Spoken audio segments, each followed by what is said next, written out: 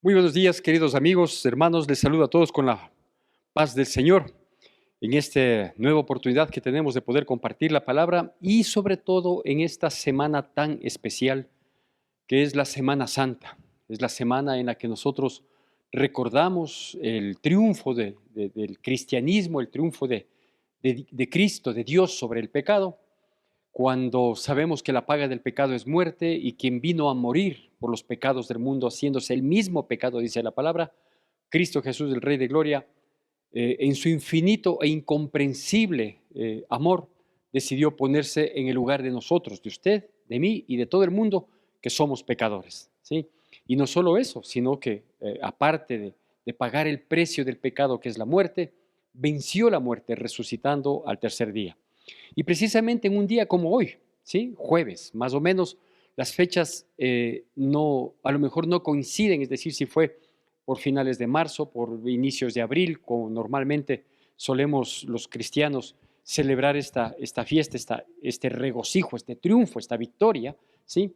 A lo mejor fue en otras fechas, ¿sí? A lo mejor fue en otra época del año, pero los días coinciden, es decir, todo el juicio que se emite en contra de Jesucristo fue un día jueves, ¿sí?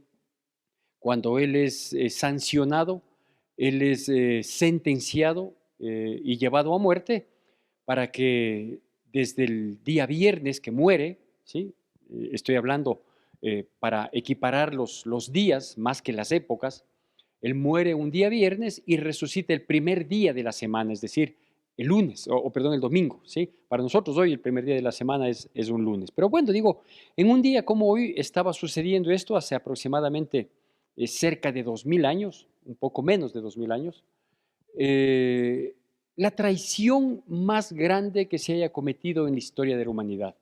Hay traiciones y traiciones, hay situaciones terribles que pudiéramos destacar, pero la traición que se suscitó entre uno de los 12, de los cercanos, como lo habíamos compartido algo el día domingo en la charla anterior a la que estamos compartiendo hoy, es una traición que el nombre le queda corto, por decirlo así, ¿sí?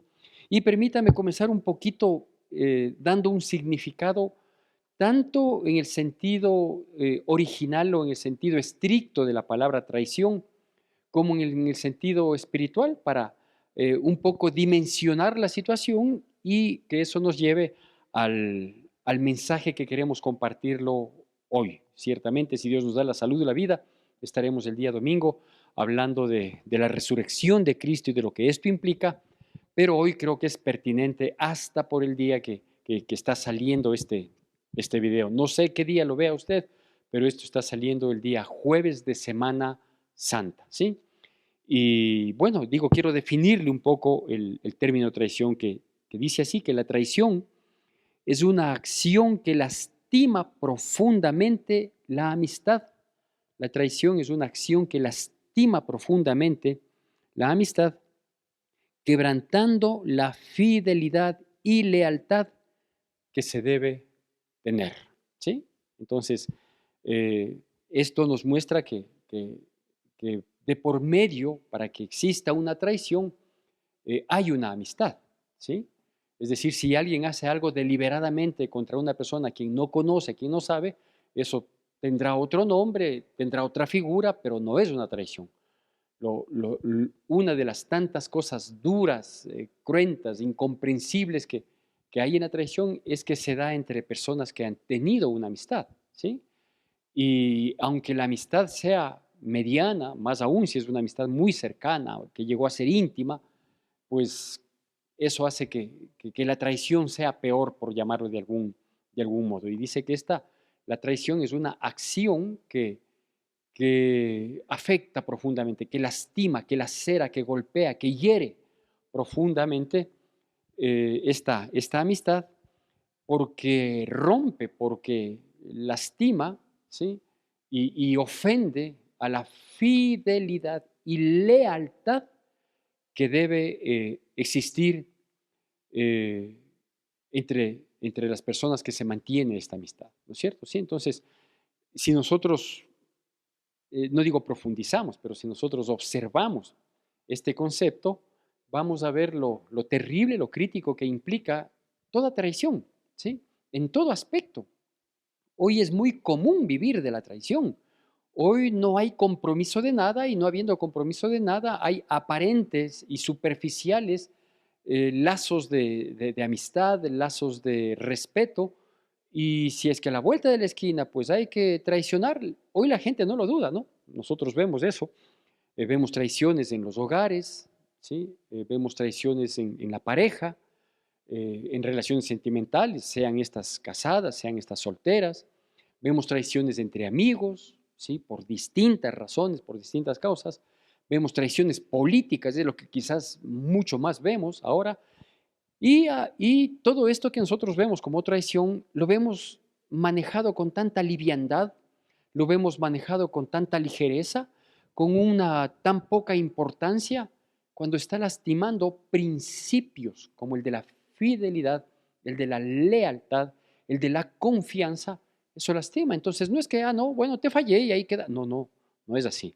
Pero digo, la gente no, ni siquiera se detiene a un concepto para saber de lo que es capaz o el daño que puede causar a través de una traición. Y obviamente las traiciones tienen sus características, ¿no? Por ejemplo, podemos asegurar con total certeza que una traición no es un acto aislado del momento, ¿sí? Es decir, no es que yo estaba caminando y algo sucedió y terminé traicionando a alguien. No, no es así, ¿sí? La traición es un acto premeditado, es un acto que ya se viene cocinando, es un acto que de a poco, con ciertos aspectos, nace en el pensamiento, obviamente, pero con ciertos aspectos, con ciertas situaciones, ya se van dando y el traidor se percata de esto. Desde el inicio se percata, no es que no se da cuenta. El traidor se percata desde el inicio, pero no quiere detenerse. Hay circunstancias inclusive en que el traidor va sintiendo gusto y placer de hacerlo, no se da cuenta que su corazón ya está terriblemente podrido, terriblemente dañado y todavía maneja una imagen con aquellos o con aquella persona o aquellas personas a quienes va a terminar traicionando, dando la puñalada final. Pero digo, la traición no es un acto aislado, ni es un acto del momento que como un tropezón que fui caminando y me tropecé. No, no, no, es algo que ya se viene fraguando, se lo viene a veces tácitamente, a veces explícitamente planificando, ¿sí? Entonces es crítico, de tal manera que el traidor jamás podrá decir como justificativo, que no hay justificación para la traición, jamás podrá decir un traidor, y yo no pensé que esto iba a causar. No, no, eso lo sabía desde el principio. Que lo diga y que lo quiera justificar es otra cosa. Y usted sabe a qué me estoy refiriendo. Si hoy es un jueves de Semana Santa, sabemos que un día como hoy fue traicionado, ¿sí? El único santo sin mancha puro, que es Cristo Jesús, y fue traicionado por aquel, que yo prefiero evitar decir el nombre, porque el solo nombre lastima y hace sangrar nuevamente la historia. Pero bueno, digo, hay características de la traición. Una de estas es que no es un acto aislado, más bien es un acto premeditado. Y quizás otra cosa que debemos decir es que el traidor obviamente no mide las consecuencias, ¿sí? Y piensa que va a ser beneficiario de esa traición. Entonces, yo traiciono a esta persona porque voy a sacar provecho de esta circunstancia o de esta otra persona. Yo traiciono mis principios porque pienso que al manejarme sin principios voy a salir beneficiario. Y no es así, no es así. Hay muchos delitos, hay muchos pecados, ¿sí? Que, que permiten tener, entre comillas, algún beneficio de cualquier índole, material, o sea, económico, eh, emocional, quizás una fama, quizás yo traiciono mis principios y traiciono a la persona que me ayudó a estar donde he llegado a estar, ¿sí? Porque luego eso me va a dar fama, etcétera, etcétera. Hay ciertos delitos y ciertos pecados que aparentemente traen algún beneficio, el único acto reprochable, abominable, ¿sí? Que no trae beneficio a nadie, es la traición. ¿Por qué? Porque la traición lastima a la víctima, ¿sí? Y condena al victimario, ¿sí? La traición es la única acción que lastima a la víctima, como hacen muchos otros actos, pero que le condena al, al traidor. Entonces, con este antecedente, permítame darle lectura de unos pocos versículos nada más de la palabra de Dios que se encuentran en el Evangelio de Mateo capítulo 26, Mateo capítulo 26, y vamos a hacer la lectura de la palabra siempre con la debida atención y con la reverencia a la misma, del versículo 14 al versículo 16. Mateo capítulo 26, versículos del 14 al 16. Hago yo la lectura, le pido por favor que usted me siga como suelo sugerir siempre, con atención y con reverencia a la palabra de Dios. Texto que usted lo puede seguir en su Biblia, en su dispositivo electrónico, como hay posibilidad de cargar ahora las Biblias, o en la pantalla de su receptor, como aparecerá efectivamente. Dice así: entonces vino uno de los 12 que se llamaba Judas Iscariote, fue a los principales sacerdotes y les dijo: ¿qué me queréis dar? Y yo os lo entregaré. Y ellos le asignaron 30 piezas de plata y desde entonces buscaban oportunidad para entregarle. Bueno, yo quiero primero acotar y decir que este texto, pero en el Evangelio de Marcos, fue uno de los que tomamos como referencia para la prédica anterior, que fue la del domingo anterior y que salen los martes de cada semana. ¿Por qué tomo la misma porción? Porque me ayuda mucho este texto de Mateo, porque este habla de la cantidad que se le ofreció al traidor, ¿sí? En el Evangelio de Marcos solo dice, muy similar a estos versículos, solo dice que decidieron darle un dinero, pero no dijeron cuánto. Aquí sí se menciona las 30 piezas o las 30 monedas de plata, ¿sí? Bueno, eh, todos conocemos la historia terrible, trágica para este pobre desdichado que traicionó a Cristo Jesús, que al traicionar a Cristo Jesús traicionó o pretendió traicionar un proyecto de vida, ¿sí? Era un proyecto universal el que se estaba dando, a través del cual Dios había escogido, Jesucristo que es Dios, había escogido 12 personas como un equipo de trabajo. Entonces no solo traicionó a Jesús, traicionó al equipo, traicionó al proyecto, ¿sí? Eh, con el propósito de que ellos fueran testigos fieles del poder de Dios para determinar una realidad evidente, ¿sí? Que solo los ciegos no quisieron ver, que es Jesucristo, es el Hijo de Dios, y que como Hijo de Dios se había humillado a la condición de hombre para cumplir un plan redentor que habría de terminar, tal como estuvo profetizado, habría de terminar, ¿sí? Pagando el precio del pecado del mundo para que seamos beneficiarios quienes recibimos y aceptamos ese beneficio, y poder tener la esperanza de vida con su resurrección. Entonces, ese era el proyecto, y el Señor Jesucristo escogió un equipo de trabajo para poder instruirles en este sentido, ¿sí? Entonces, insisto, la traición de este hombre, pues no solo traicionó a Jesucristo, sino que traicionó a un equipo, traicionó a un proyecto de trabajo. Cuando un hombre traiciona a una mujer, no le traiciona solo a la mujer, le traiciona a los hijos, porque eso no está dentro del presupuesto del desarrollo familiar. Traiciona a la familia, traiciona un compromiso, traiciona un proyecto de vida, ¿no es cierto? Y así, cuando uno traiciona a sus principios, por ejemplo, y vende información que tenía conocimiento porque le brindaron confianza a una empresa rival, ¿sí? No traiciona solo al gerente o al dueño o a los accionistas, traiciona a sus compañeros de trabajo, traiciona un proyecto, ¿sí? Entonces la traición va mucho más allá de lo que uno dice, solo a esta persona le sucedió, o solo a esta persona le hirió y no pasa nada. No, sí pasa, y pasa muchísimo más, ¿sí? Bueno, entonces, este hombre, al igual que los otros 11, porque era uno de los 12, fue escogido por Satanás, ¿sí? Por las condiciones que él tenía, ¿sí? Primero era uno de los 12, era una persona extremadamente cercana a Jesucristo, y eso permitió que a través de él y solo de él, sin necesitar de absolutamente nadie más, se pueda cumplir este cometido de prender injustamente a Cristo Jesús y condenarlo a prisión. Hay veces que para cumplir una traición se requiere de varias personas, de varias instancias, ¿sí?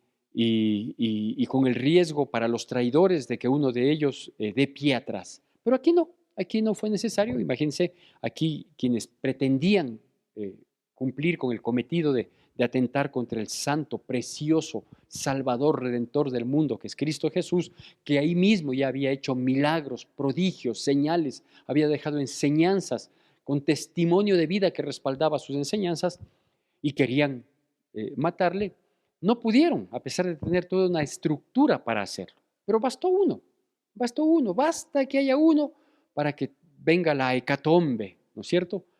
Entonces, ¿por qué bastó uno? Bueno, insisto, porque primero era uno de los 12, segundo, porque él conocía bien el moverse del grupo con su líder, el Maestro Jesucristo, y él sabía, por ejemplo, que cuando se celebraba la Pascua, lo había celebrado 2 o quizás 3 años anteriores con él, con el Señor Jesucristo y sus discípulos, sabía que Jesucristo tenía la costumbre de ir luego a Getsemaní a orar allá. Entonces él sabía, fue suficiente un solo traidor bien enterado como para poder mover toda esta artimaña de persecución, ¿sí?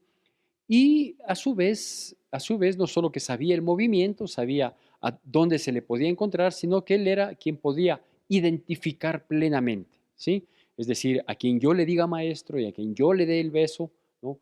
Pero yo le mencionaba, adicional a estos datos que algo los mencioné en la prédica del día domingo pasado y que salió el martes de esta semana, que no solo él conocía el movimiento, toda esta situación, sino que él, ¿sí? Fue Judas el que al saber que había todos los sumos sacerdotes y las autoridades religiosas de la época de los judíos querían prenderle para sentenciarle y matarle, es Judas el que se ofrece.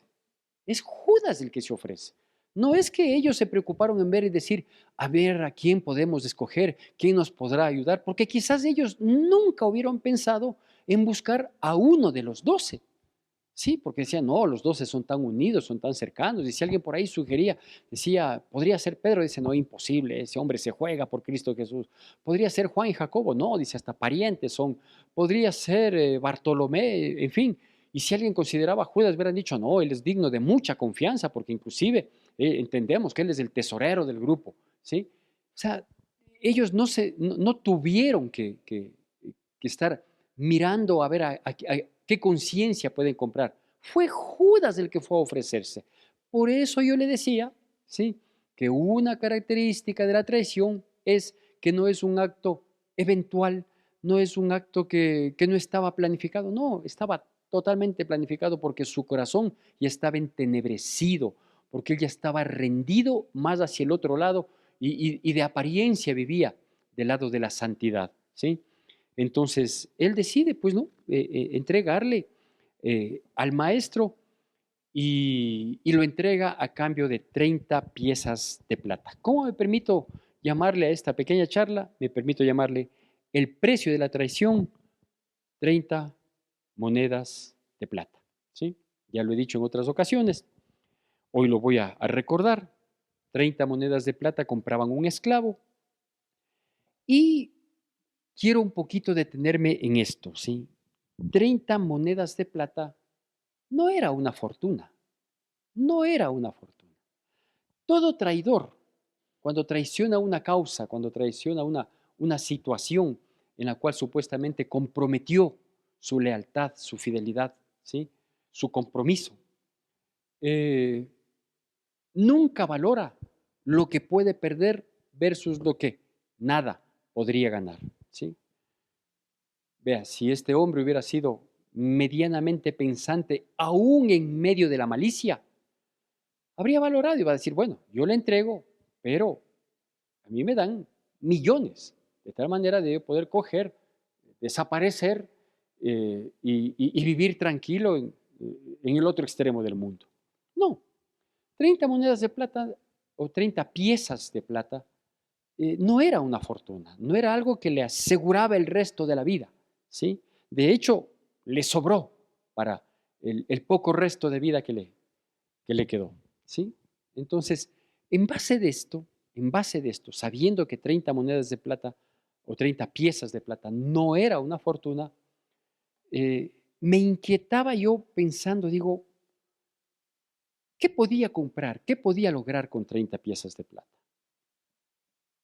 Quizás algo que hoy lo adquiero y en un mes, un par de meses, se me acaba. Quizás podría comprar, no sé, un pequeño momento de placer. ¿Podría comprar algo que satisfaga plenamente su vida? No, no, definitivamente no es así. Nosotros, como yo le decía el día domingo anterior, es decir, la prédica que precede en la numeración que tenemos, que precede a esta, eh, yo, entre las cosas que mencionaba, mostrando la fragilidad de nuestro compromiso con Dios, con Cristo Jesús, que no se compadece con lo recibido, ¿no? Yo le decía que todos nosotros estamos expuestos a fallar. La gran multitud que somos los beneficiarios de las bondades y misericordias de Dios, multitud que por un momento aparentemente reconoció, se pensó que reconocían las, la, la verdad revelada de que Cristo es el Hijo de Dios, aquello que había reconocido Pedro tiempo atrás, y que es el Salvador del mundo, pero cuando entró en Jerusalén y le recibieron con alabanzas, diciendo, Hosana al Hijo del Altísimo, digo, misma multitud de beneficiarios que a la vuelta de la esquina no dudaron en gritar crucifícale y hacerlo de manera frenética, porque más fue el grito de crucifícale que el grito de Hosana al Hijo de David, ¿sí? Entonces, digo, si todos estamos proclives, yo me preguntaría, ¿qué podrías comprar con tus 30 piezas de plata? ¿Qué podrías comprar con tus 30 piezas de plata? Es decir, con el precio de la traición a Cristo Jesús. Quienes por su infinita misericordia y favor hemos sido alcanzados por Jesucristo en algún momento de nuestras vidas, en mi caso hace ya 33 años y medio, podría decirlo, si Dios me da salud y vida, el 17 de noviembre de este año, 2024, estaré cumpliendo 33 años de cristiano, ¿sí? Y por su infinita misericordia y favor, he permanecido fiel al cristianismo, al evangelio, a la causa, a mi Señor Jesucristo, obviamente, a su palabra, a mi iglesia, a mi pastor inclusive. Y digo es por la infinita misericordia y favor de Dios. Pero, ¿qué puede pasar en el trayecto? ¿Sí? ¿Qué es lo que ha pasado en el trayecto desde que un día Dios, a través de su Hijo Jesucristo, nos propuso un rescate, ¿sí? Nos propuso un plan de salvación para encaminarnos en esa senda que nos lleve al punto de que el que persevera hasta el fin será salvo, ¿sí? En ese proceso, ¿han habido traiciones? Sí, sí, han habido traiciones, claro que sí. ¿Y qué hemos logrado con esa traición? Por eso digo, ¿qué hemos comprado con las 30 piezas de plata que en algún momento se nos propuso? Por ejemplo, un tiempo de placer, ¿sí? Un acto de inmoralidad, eh, fornicación, adulterio, pornografía, todos esos actos inmorales que hoy son muy aceptados por el mundo, pero quienes somos cristianos, quienes no nos golpeamos el pecho, quienes no salimos a pasearnos por las calles cargando una cruz una vez al año, sino que estamos dispuestos a seguirle a Cristo Jesús, ir en pos de Él, coger nuestra cruz cada día y seguirle, que es muy diferente a salir un día, que posiblemente el día de mañana, aquí en las calles de algunas ciudades, de los países que mantienen una religión tradicional, salen a hacer este magno evento que turística y folclóricamente es un atractivo, pero que espiritualmente no es nada, a veces termina siendo hasta una blasfemia, ¿sí? Una burla. ¿Por qué? Porque traicionan a Jesús, traicionan a Jesús. ¿Cómo traicionan? Precisamente con actos de inmoralidad. Traicionan a Jesús con actos de corrupción. Traicionan a Jesús con mentiras, con engaños. Traicionan a Jesús con agresiones al prójimo. Están traicionando a Jesús. Eso es una traición. Es decir, todos estamos expuestos a que en algún momento de nuestras vidas, sea por deseo, sea por ira, sea por instinto, ¿sí? Tomar esas 30 monedas a cambio de, ay, ahorita no te tomo en cuenta, ahorita no quiero saber nada, ahorita solo quiero cumplir esto que de momento se me presenta. ¿Y después de eso qué? ¿Qué tiempo dura? Por eso yo decía, ¿cuánto le duraba el gastar, el desperdiciar esas 30 monedas al traidor? ¿Cuánto le duraba? ¿Un mes, una semana, 15 días? 2 meses, no tengo idea, no tengo idea qué, ya en el sentido estricto, material, qué podría haber comprado que le dure cuánto, ¿sí? Entonces, ¿qué hago con esas 30 monedas? Una, hay veces que las aceptamos, ¿sí? Es decir, ante una provocación, ante una tentación, ante una propuesta indebida, sea esta inmoral, sea esta un ilícito inclusive, ¿sí? Hay veces que aceptamos esas 30 monedas. Y sí, digo, voy a comprar un tiempo de placer. He decidido eh, tener una sociedad comercial, una sociedad de trabajo con personas que yo sé que no me convienen, ¿no? Pero como veo que puede haber un gran futuro económico, porque estos son unos bandidos, porque estos son unos pícaros, porque estos tienen las palancas y estos saben manejar la corrupción, y yo acepto esas 30 monedas a cambio de un tiempo, de satisfacción, de placer. No tengo idea, no se me ocurre qué. ¿Qué puedo comprar con 30 monedas? Un capricho deliberado que termina traicionando a mi Señor Jesucristo. Porque yo no puedo olvidar que Él es santo y sin mancha, que es el Hijo de Dios y que Él procura en mi vida, ¿sí? Él procura santidad, integridad, transparencia, honestidad. Y cualquier acto que contraríe esto que Él procura en mi vida, porque Él me ha dado el ejemplo y me ha dado su palabra y me ha dado el camino, me ha mostrado el camino, cualquier cosa que vulnere el cristianismo es una traición a Jesucristo. Y una traición que, como le decía, no trae beneficio a nadie, ¿no? Porque una traición siempre lastima a la víctima y condena al traidor. Y aquí yo quiero hacer hincapié de algo que es sumamente importante, porque en los capítulos posteriores al arresto de Jesús, en donde se habla de esta traición, dice que Pedro le negó, ¿sí? Pero vemos una actitud de Pedro muy diferente a la actitud del traidor, porque si bien Pedro había dicho igualmente en aquella misma noche de la cena, que él está dispuesto a ir si es que es necesario hasta la muerte con Cristo Jesús, si bien fue, digamos, una precipitación propia de él, pero el currículum del uno versus el currículum del otro fue muy diferente, muy diferente.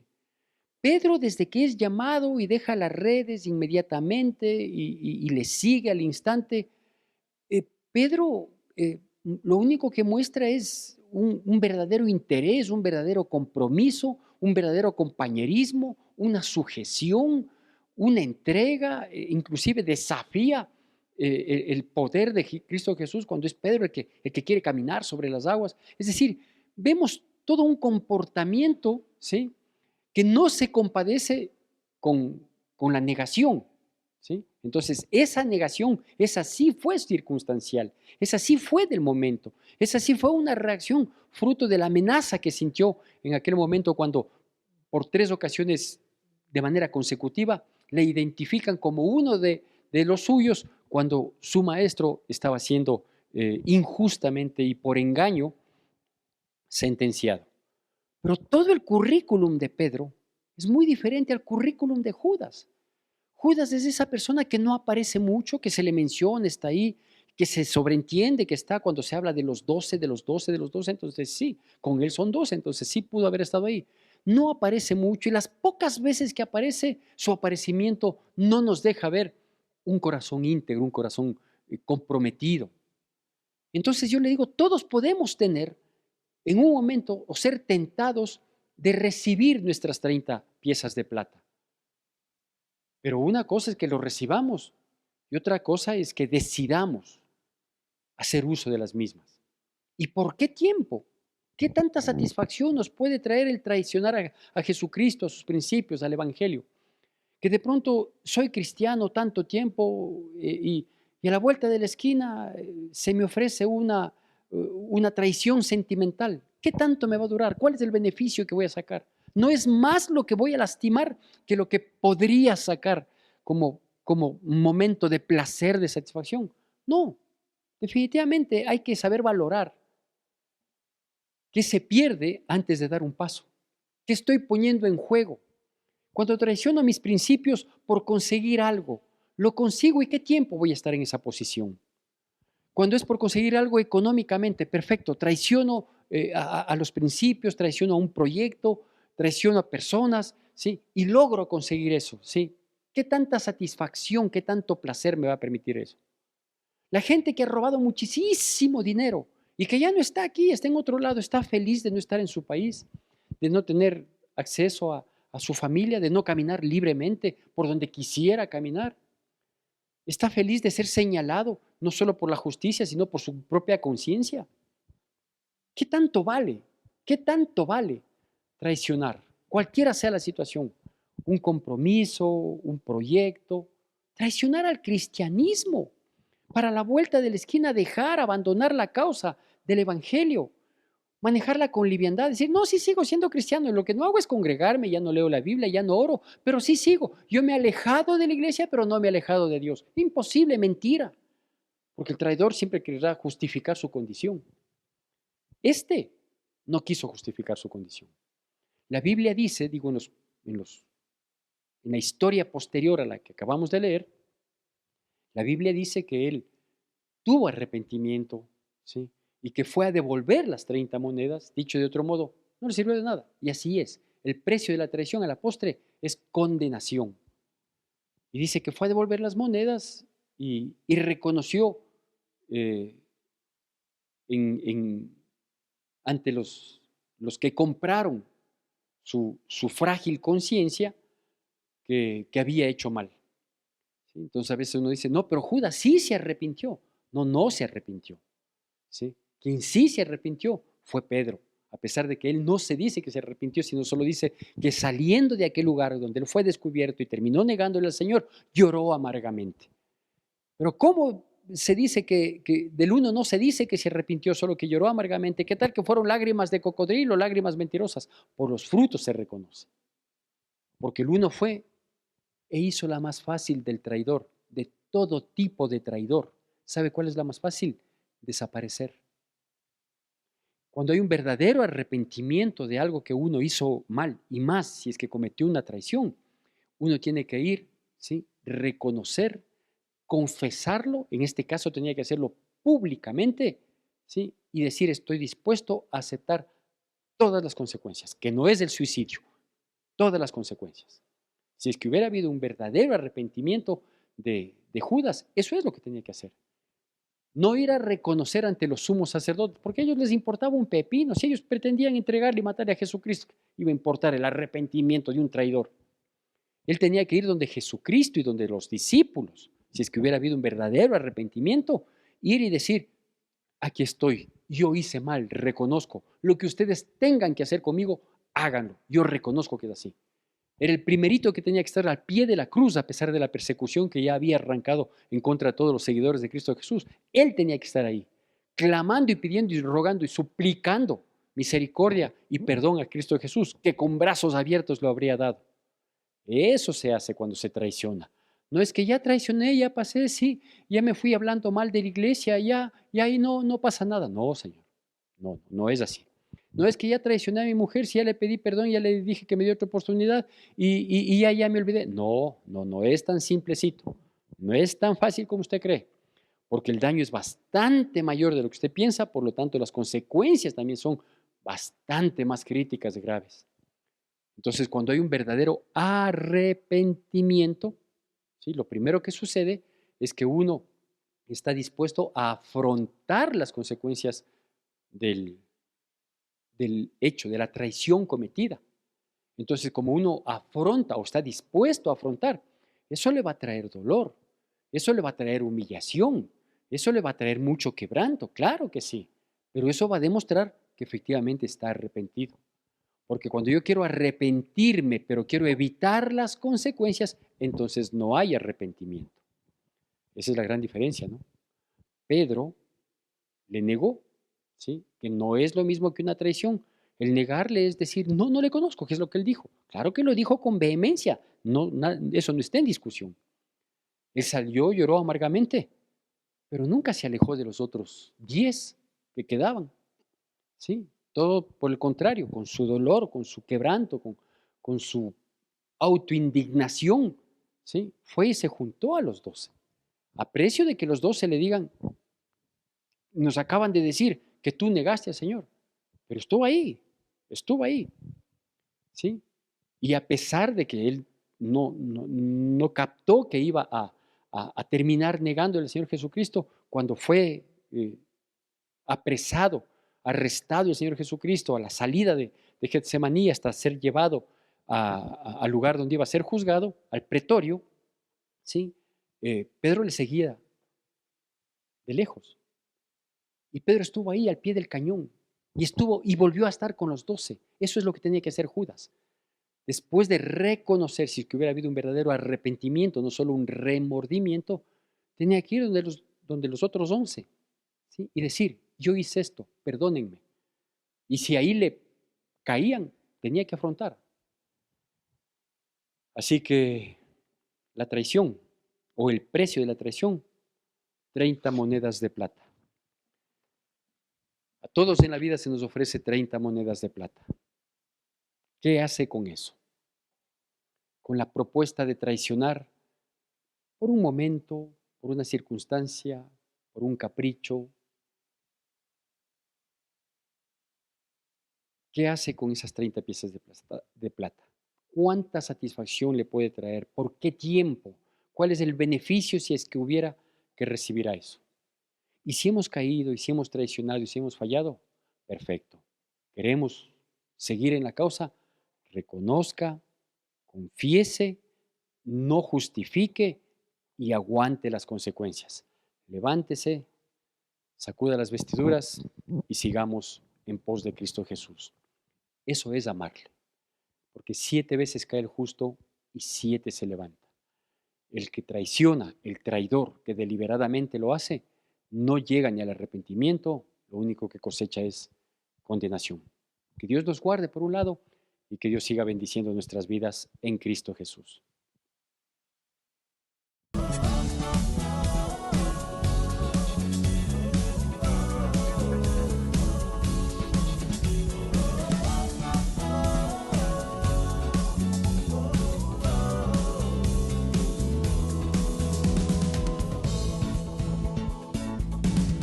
Toda la tierra y su creación se rendirán ante tu trono, Dios, y toda lengua te confesará